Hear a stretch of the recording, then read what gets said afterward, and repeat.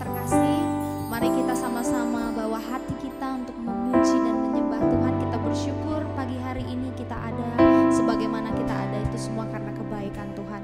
Mari sama-sama kita teduhkan hati kita, kita berdoa. Karena kasih-Mu kami ada Tuhan, dan karena karya-Mu dalam hidup kami Tuhan, kami menjadi orang-orang yang begitu berharga Tuhan.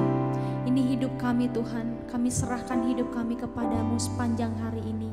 Biar Tuhan sendiri yang memegang seluruh kehidupan kami. Biar seluruh apapun yang akan kami lakukan sepanjang hari ini, bahkan sepanjang hidup kami, biarlah Tuhan kami ada di dalam genggaman tangan-Mu. Pengharapan kami seluruhnya kami taruhkan kepadamu Tuhan, sebab Engkau satu-satunya Tuhan yang bisa dan dapat kami andalkan. Terima kasih Bapa yang baik. Kami mengucap syukur dan kami mau menyembah-Mu dengan segenap hati kami Tuhan. Terima kasih Bapa.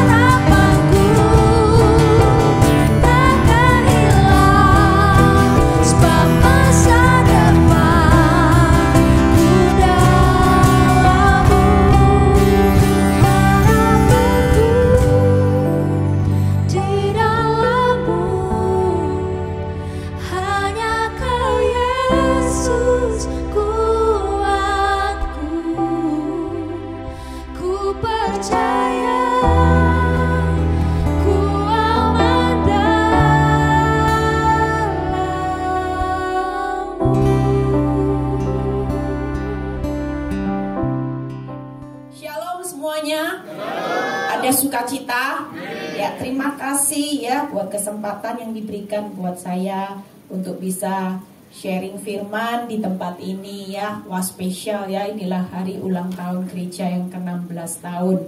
Kita percaya bahwa dalam perjalanan untuk mengikut Kristus, perjalanan melayani itu tidak mudah ya. Tapi kita percaya kalau kita sudah memberi yang terbaik buat Tuhan, tidak ada perkara yang sulit juga buat Tuhan untuk sertai saudara dalam keadaan apapun. Amin.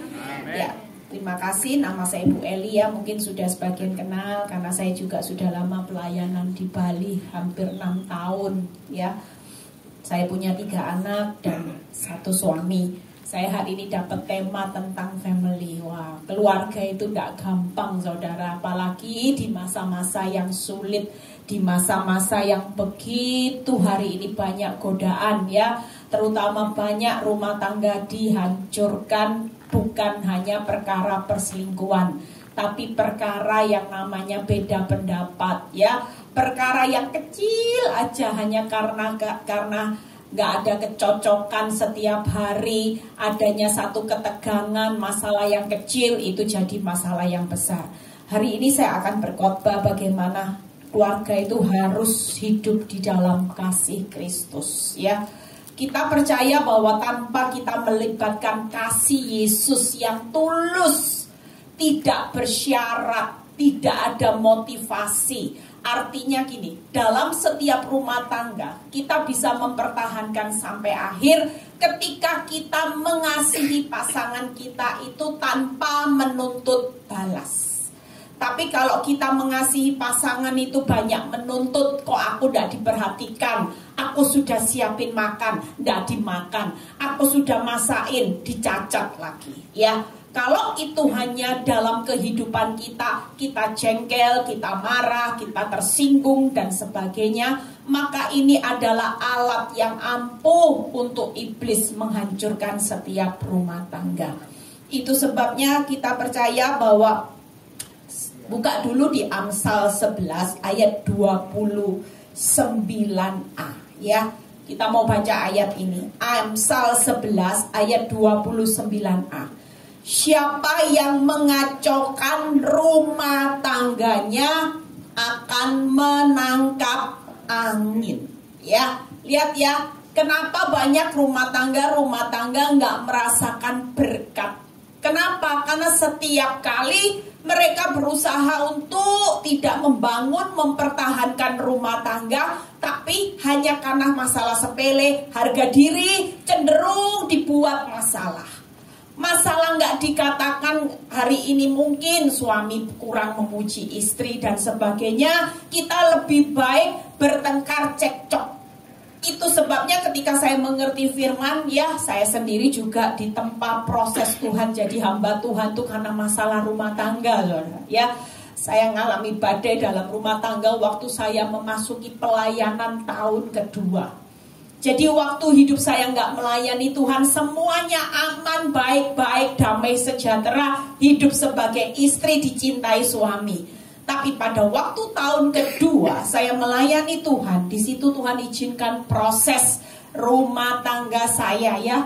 Tapi tidak lepas saya tahu, saya buka celah. Waktu saya melayani Tuhan, saya belum jadi istri yang tunduk sama suami. Saya suka nanduk, saya suka maki-maki suami, dan saya belum menjadi pelaku firman. Itu sebabnya iblis tahu celah buat melemahkan saya, dan Tuhan izinkan saya proses. Hari itu suami saya jatuh di dalam satu perselingkuhan.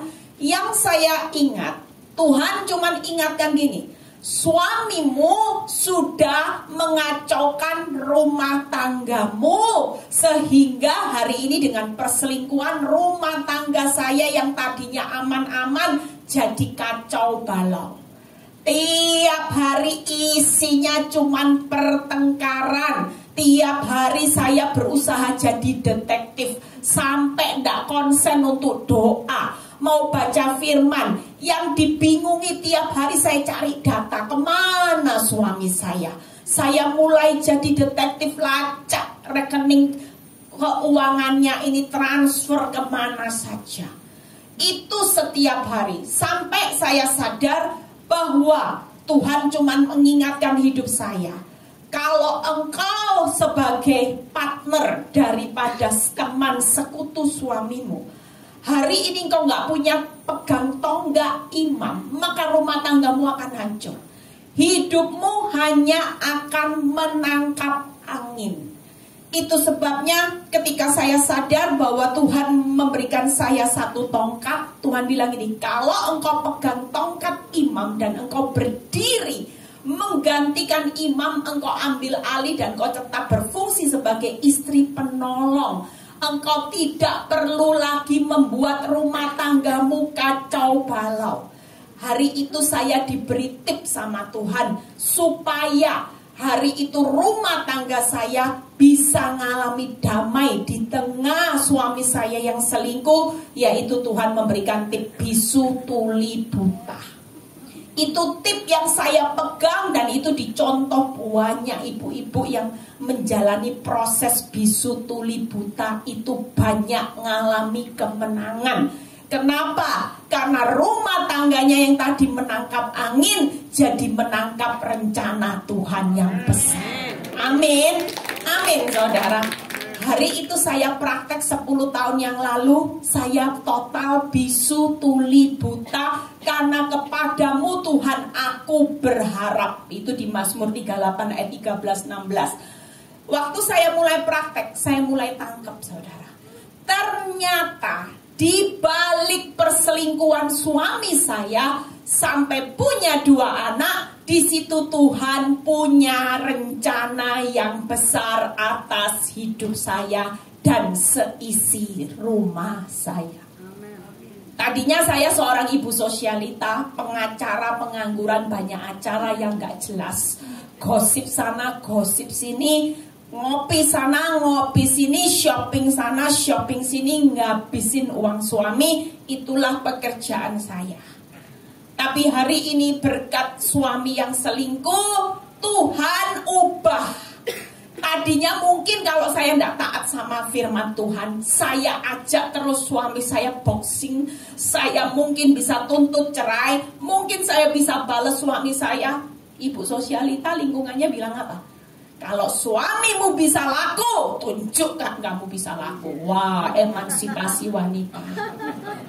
Apalagi kita ini siapa gitu. Buktikan, jangan nangis, jangan sedih. Kamu harus bangkit. Bangkitnya harus bisa tunjukin. Kalau kamu laku, aku juga bisa tukar tambah suami dengan yang usianya lebih, tahunnya lebih muda. Mobil bisa tahun lebih muda. Ini juga bisa dapat keluaran tahun-tahun yang lebih muda. Itu dunia saudara. Move on, bangkitnya dengan cara dunia. Untung saya kenal Tuhan. Hari itu 2 tahun saya tahu saya ditempatkan di komunitas yang benar. Hari itu 2 tahun saya melayani Tuhan, saya bangun PD Victory. Di situ saya bersyukur ketika saya 2 tahun jatuh, sosialita mulai cuci otak ya, dunia mulai cuci otak saya. Tapi hari itu saya bersyukur saya dikelilingi oleh orang-orang yang mendukung saya untuk bangkit cari caranya Tuhan. Amin. Amin saudara. Dan ketika saya mengikuti caranya Tuhan, untung. Kalau saya ikut cara dunia, itu cuma nangkep angin. Semua yang saya lakukan dengan menunjukkan harga diri saya laku, hasilnya nol. Tapi waktu saya pilih cara Tuhan, harga diri saya kayak diinjak-injak jadi keset. Saya bilang ini, ya Tuhan, ikut Tuhan bisu tuli buta, ngampuni, disakiti terus keset. Tapi cara Tuhan, ketika kita rela jadi keset sejenak, siapa yang sangka saya hari ini bisa melayani Tuhan. Amin. Siapa yang sangka saya punya 3 anak yang hari ini sudah lulus sekolah bisa lulus summa cum laude. Tahun depan anak saya menikah dan Tuhan berikan jodoh yang terbaik. Amin. Tak pernah ikut Tuhan itu nangkep angin saudara. Yang ditangkap selalu dari perkara kecil ditambah-tambahkan perkara yang besar. Lah modalnya Ibu Eli kayak gini, ndak sekolah Alkitab, ndak bisa ngomong. Tanya ini mama saya. Dulu kalau saya disuruh baca pengumuman aja di PD Victory waktu masih zona nyaman, ngomongnya gini. Saya bilang, jangan panggil saya di depan, jangan suruh saya berdoa, saya sudah menyerah. Tapi waktu saya belajar dengan menikmati prosesnya Tuhan, hari ini tidak menangkap angin. Saya bisa khotbah, kalau tidak disuruh kasih 30 menit, mungkin ibu-ibu, bapak-bapak tidak pulang. Kesaksian hidup saya panjang, saudara. 10 tahun lebih melewati badai bersama Tuhan.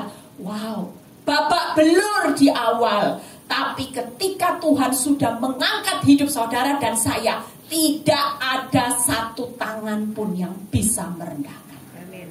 Saya boleh direndahkan yang jahat dengan wanita pelakor. Orang yang jahat berusaha menghancurkan hidup rumah tangga saya. Tapi justru dalam perjalanan hidup, kehidupan saya, Tuhan mereka-rekakan yang baik. Sampai hari ini, semua yang terbaik itu Tuhan sediakan. Amin. Yuk, 3 hal yang saya akan bahas.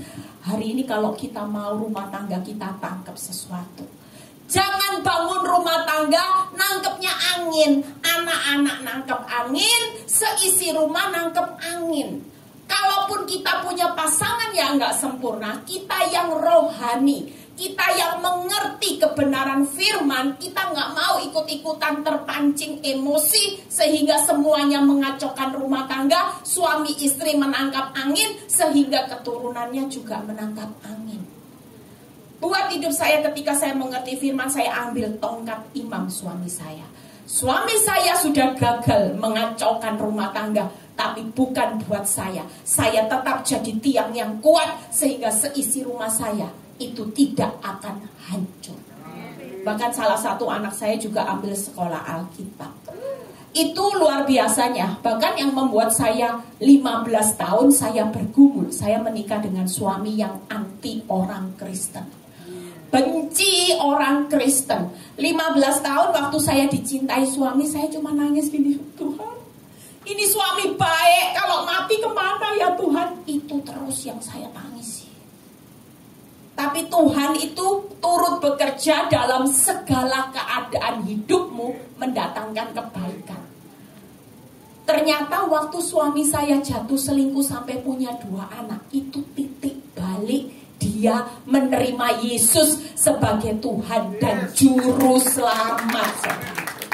Kita pikir bahwa akhir hidup saya, waktu lihat suami selingkuh punya 2 anak, pikiran saya sudah habis, hancur sudah, masa depan suram, semua terlihat gelap. Tapi justru di saat kelemahan saya lah titik balik Tuhan menyempurnakan apa yang menjadi rencana Tuhan yang besar. Amin. Bahkan suami saya sampai hari ini yang mendukung saya untuk melayani Tuhan. Saya tidak kerja, tapi semua pelayanan itu dia bantu.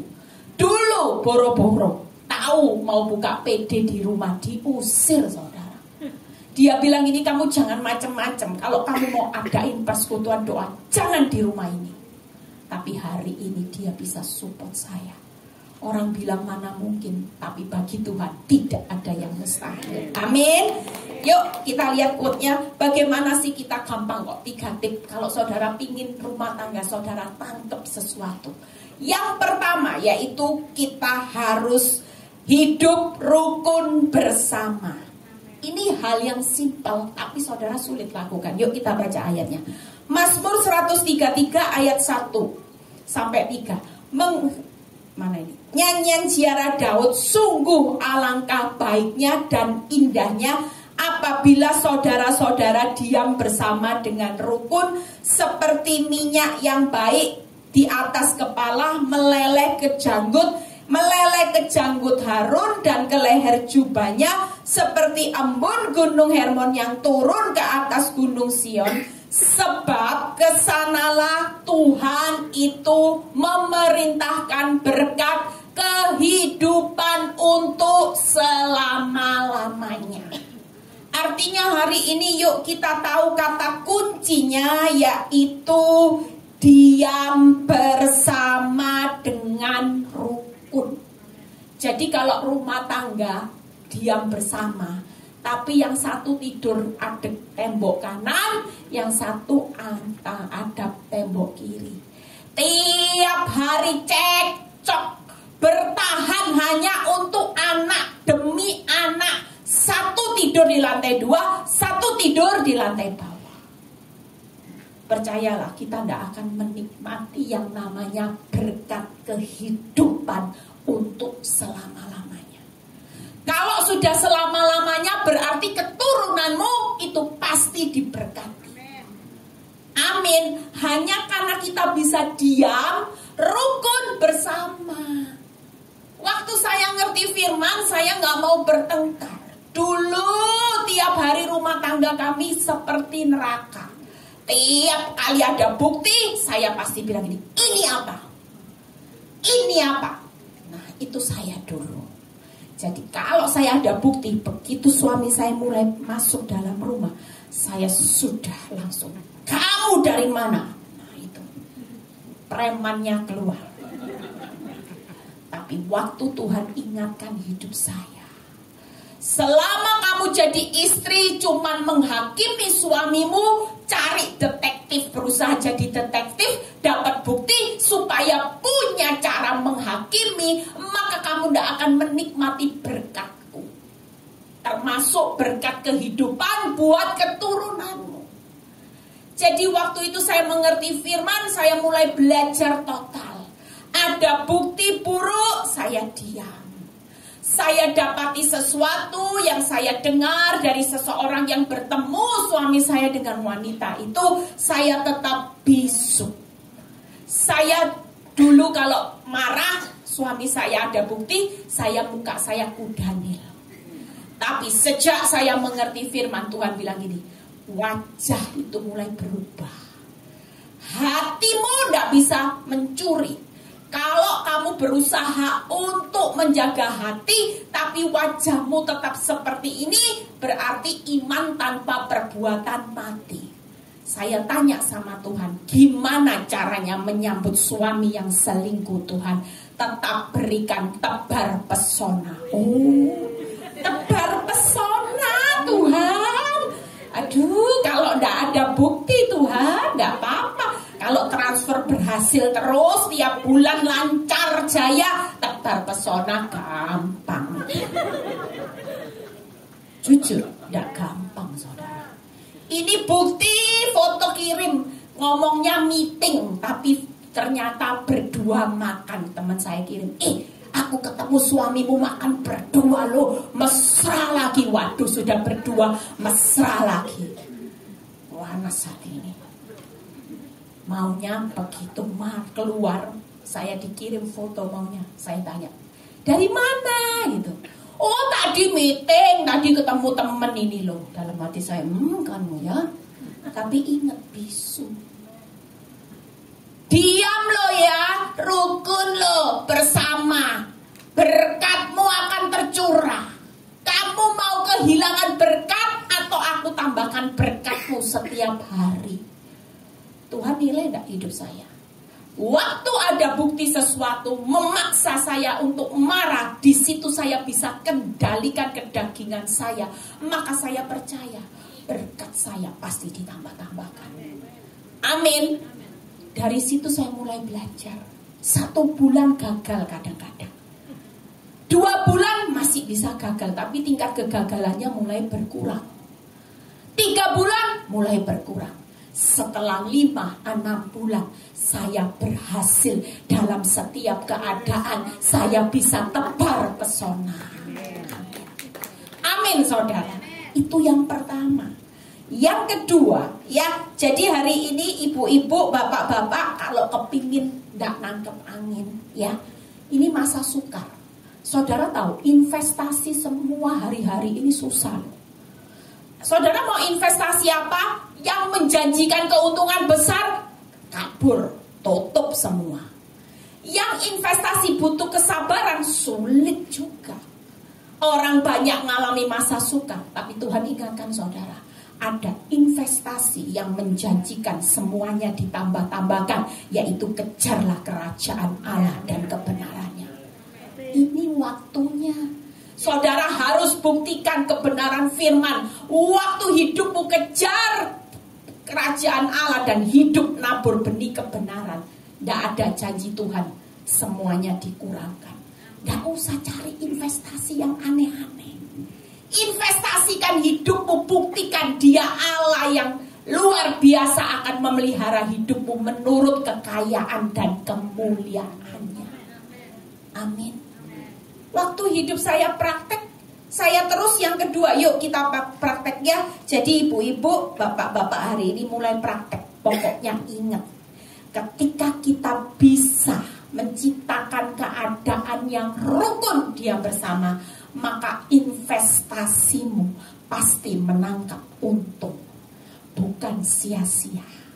Tapi kalau engkau bertahan dengan emosi ya, nanti suami istri yang lagi bergontok-gontokan, yang lagi mulai perang antara perang saudara, ya mulai berapa hari sudah tidak ngomong, pulang dari tempat ini selesaikan sebelum investasimu ruginya besar. Amin. Amin saudara. Yang kedua, yuk yang kedua, tidak saling membalas. Nah, investasi yang kedua, 1 Petrus 3 ayat 9 ya. Saya beri kata kunci untuk saudara kejar. Saya ini saksi nyata. Tanya Bu Shirley, saya ini tidak kena kerja otak-okon ya, karena dulu terlalu menikah dengan suami yang super baik, limited edition. Tidak boleh disuruh kerja, dimanja-manja sampai bodoh.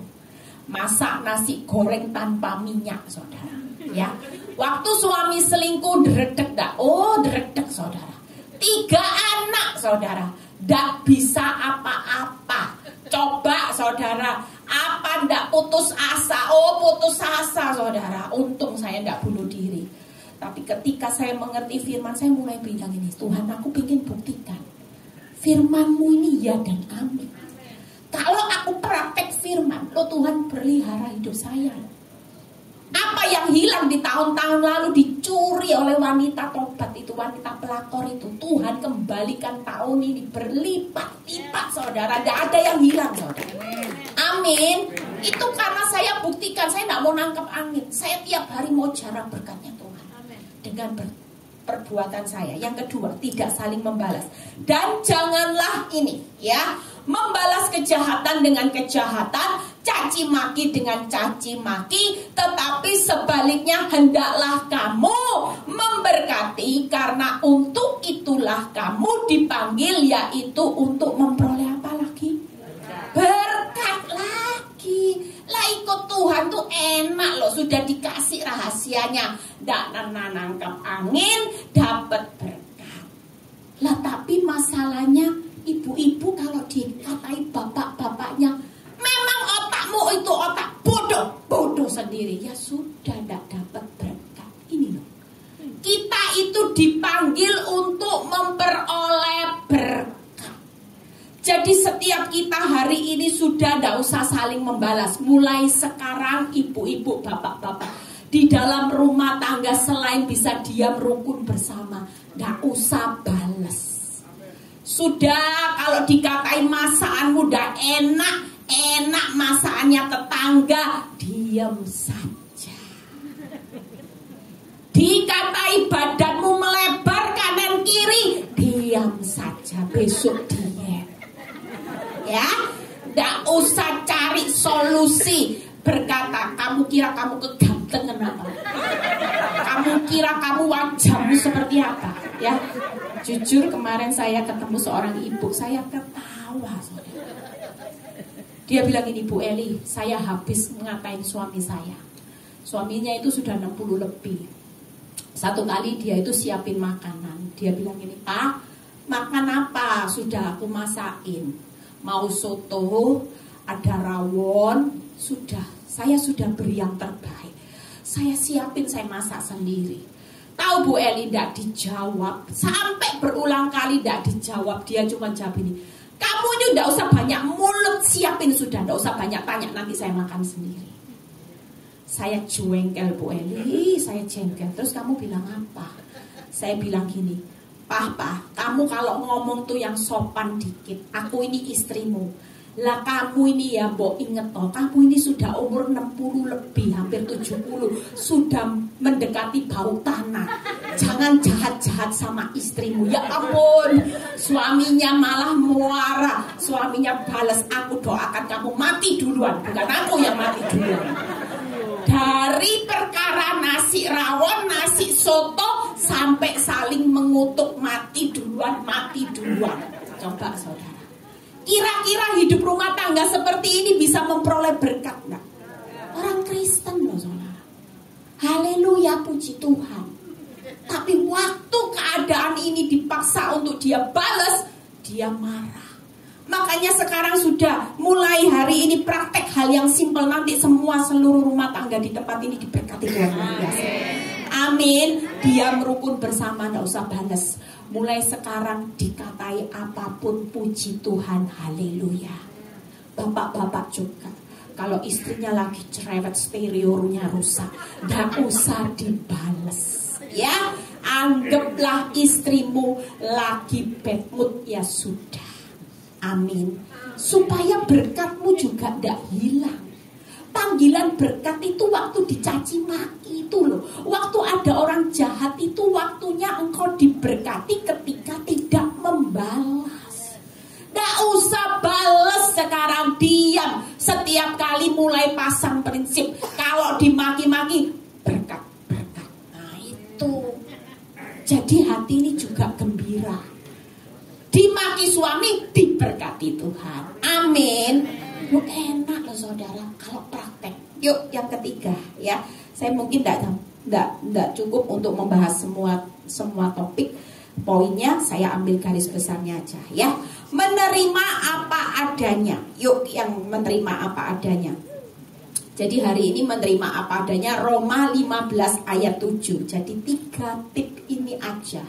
Kita percaya saudara dan saya pasti nanti lihat ya, rumah tangga, suami, istri, anak-anak, semuanya berkat pekerjaan sampai nanti anak cucu, enteng jodoh, enteng berkat, semuanya itu pasti.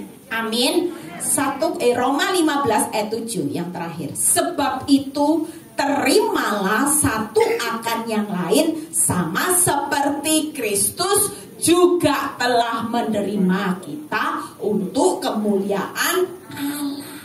Bagaimana kita belajar untuk menerima pasangan kita hari ini? Percayalah, suami saya bisa mengenal Yesus itu karena penerimaan saya apa adanya, bukan ada apanya. Ibu-ibu, kalau suamimu lagi bokek, kantongnya tipis, tetap terima dia apa adanya. Amin. Hari ini percayalah, kita ini jangan tunggu kalau ada pemanisnya dulu baru terima apa adanya. Tapi kalau tidak ada pemanisnya, yang jelek-jelek sudah tidak mau ya. Kita percaya kalau orang bisa menerima apa adanya itu pasti memaafkan kesalahan. Amin. Apapun itu sudah. Mau suamimu hari ini bohongi, pulang terlambat, mau berbuat dosa apapun, kalau kita terima dia apa adanya, berarti kita harus memaafkan kesalahan. Loh Bu Eli, orang berdosa kok didiam-diamin? Bukannya kita diam. Saudara, saya kasih tip, jangan salah kalau suami lagi berbuat dosa, kita diam memaafkan kesalahan, seolah-olah kita berkompromi dengan dosa. Itu salah besar. Saudara tahu kalau kita hari ini punya pasangan yang jatuh dalam dosa, saudara berdoanya gimana? Tuhan, bawa suamiku berubah, bawa istriku berubah. Coba pikir ya, doa itu besar kuasanya atau nasihat saudara? Coba, sudah. Yang besar kuasanya firman Tuhan berkata apa? Doa orang benar itu besar kuasanya. Jadi saudara berdoa, Tuhan, itu suami keluar dari rumah, biar kakinya diikat, dia gak bisa ngapa-ngapain karena Tuhan yang jagai. Aku gak maha hadir Tuhan, tapi Engkau maha hadir. Kalau dia berbohong, mulutnya akan bertanggung jawab dengan Tuhan. Saya praktek, saudara tahu, kaget. Suatu kali suami saya ngomong gini sama saya, mulai hari ini kamu jangan doakan saya. Kamu tahu ya, buat aku hari ini menderita, minum obat tidur, gak bisa tidur nyenyak, itu aku kerasa. Setiap malam pasti kamu doakan. Oh, saya doakan. Jangan anggap remeh. Doa kita itu, bapak-bapak hati-hati. Kalau istrimu yang tadinya, tapi hari ini dia diam. Papa mau makan apa? Hati-hati. Dulu saudara berhadapan dengan istri yang cerewet, kekuatannya terbatas. Waktu dia tiarap, itu kekuatan Tuhan. Lo hati-hati. Saya konselingi rumah tangga, saya bukan nakut-nakuti, tapi ini nyata. Ada banyak suami-suami yang hari itu menyakiti istrinya dan istrinya sudah tiarap, bawa dalam doa. Setuk saudara. Kalau tidak setuk, banyak hal yang dihadapi dengan kekuatan Tuhan. Saudara jangan main-main dengan kekuatan doa orang benar. Kalau istrimu sudah mulai diam, hati-hati Bapak. Ya, tidak perlu detektif, hati-hati. Hanya dengan air matanya dia bilang, Tuhan, suamiku ini loh Tuhan. Loh hati-hati, air matanya mulai ditampung sama Tuhan. Hari pertama tidak berubah, ditampung terus. Kalau sudah penuh di dalam cawannya Tuhan ditumpahkan, wah, hati-hati ya. Ibu-ibu juga, doa orang benar loh ibu-ibu. Hatimu kalau sakit hati jengkel, doamu juga tidak didengar. Doa yang powerful itu doanya orang benar. Orang benar hatinya benar, mulutnya benar, perbuatannya benar, semuanya benar. Amin. Kalau hidupmu sudah benar, doa gampang. Pernah satu kali suami saya bawa saya ke Singapura. Dia nggak ajak saya. Saya nangis sama Tuhan. Tuhan, mau mana nggak bisa, ingat bisu, nggak boleh. Ya sudah, saya berdoa, Tuhan, Allah turut bekerja dalam segala sesuatu mendatangkan kebaikan. Di Singapura tetap kebaikan buat saya. Nih, besok pulang saudara. Nggak jadi 2-3 hari. Dia bilang gini, aduh, aku ke Singapura. Tahu, datang sampai ke Singapura mendarat. Tiba-tiba perutku sakit. Luar biasa sampai mulek-mulek gak kuat. Aku dibawa ke UGD. Jadi satu malam ke Singapura itu cuma tidur di UGD. Setelah sehat saya pulang. Oh haleluya. Ya, jadi tangkap ya. Di tempat ini hari ini ulang tahun gereja ini. Bukan kebetulan ada pesan Tuhan. Masa sukar sedang terjadi. Kalau rumah tanggamu pengen diberkati, gak nangkep angin sampai keturunanmu, orang akan bilang ini keluarga kok aneh, pekerjaan lancar, semuanya terbaik terjadi. Orang lain susah, ternyata ada rahasianya. Istri-istri banyak yang berubah. Amin. Bapak juga berubah. Mungkin tetangga yang tadinya lihat ini orang Kristen loh, rumah tangganya sering cekcok-cekcok, hari ini bisa tenang, diam, rukun bersama. Tidak ada yang namanya cekcok mulut, semuanya bisu semua. Tapi ya jangan bisu-bisuan ya. Nanti lucu satu rumah tidak ngomong lewat surat semua, makan apa. Bukan gitu maksud saya ya. Bisu dalam arti yang negatif. Tetap hari ini lakukan yang terbaik. Yuk bangkit berdiri semuanya. Ya, 3 tip apa? Dipraktekkan gampang. Diam, rukun, bersama. Yang kedua, enggak membalas. Yang ketiga, menerima suami, pasangan apa adanya, bukan ada apanya. Amin. hasilnya terlambat tetap pulang dipijat. Tunggu dulu, baru transfer berhasil aku pijat. Tidak. Mulai hari ini tetap berikan senyum tebar pesona. Yuk kita nyanyikan lagu. Kita mau berdoa. Setelah itu saya serahkan